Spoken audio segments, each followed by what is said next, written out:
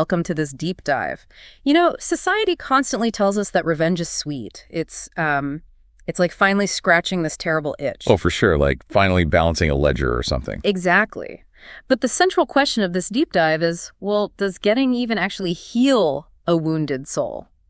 Today we're exploring spiritual reflections, the ancient text of Psalm 109, and some literary insights from Victor Hugo. Yeah, and literature tackles this dilemma so brilliantly. I mean, think about Victor Hugo's Les Miserables. The dynamic between Jean Valjean and Javert is just, well, it's iconic. Let's unpack that climactic moment for a second. So Valjean finally has the chance to kill his lifelong tormentor. Right, he has Javert tied up, and Javert has totally given up hope. He fully expects vengeance. I mean, that's literally the only logical outcome in his mind. But instead, Valjean just unties him and says simply, "You are free."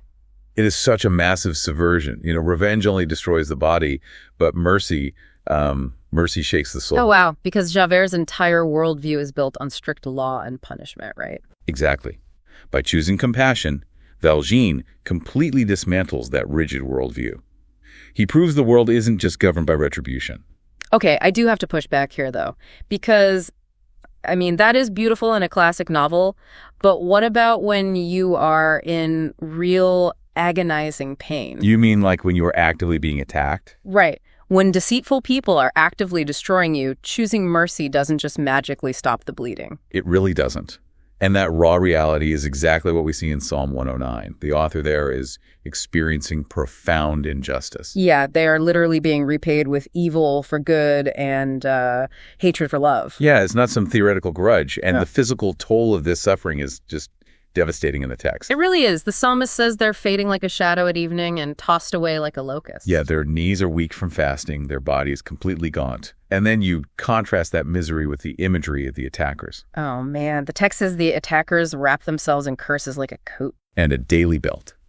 It is such a brilliant way to describe how hatred becomes someone's entire identity. Wow, so malice is just the armor they put on every single day. Exactly. So with attackers that heavily armored, you would think picking up a sword and fighting back is the only viable option. Right, just for mere survival. Which is what makes the turning point of this text so radical. Despite intense suffering and public scorn, the psalmist refuses to pick up a sword to save himself. Wait, really? What do they do instead? They use an alternative weapon. They appeal to God's hesed. Heseds. Okay, that translates to steadfast love.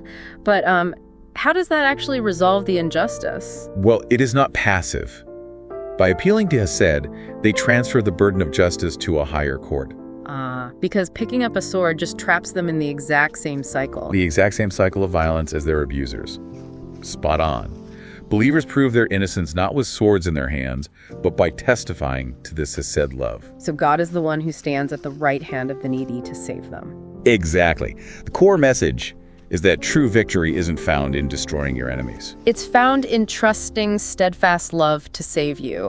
Which is, a lot harder than it sounds. It really is. And that leaves us with a provocative thought for you to mull over. Is there a situation right now where you are secretly carrying revenge in your heart? Yeah. And what would happen to your own soul if you chose to untie that knot? Exactly. What if you just looked at the person who hurt you and said, "You are free"?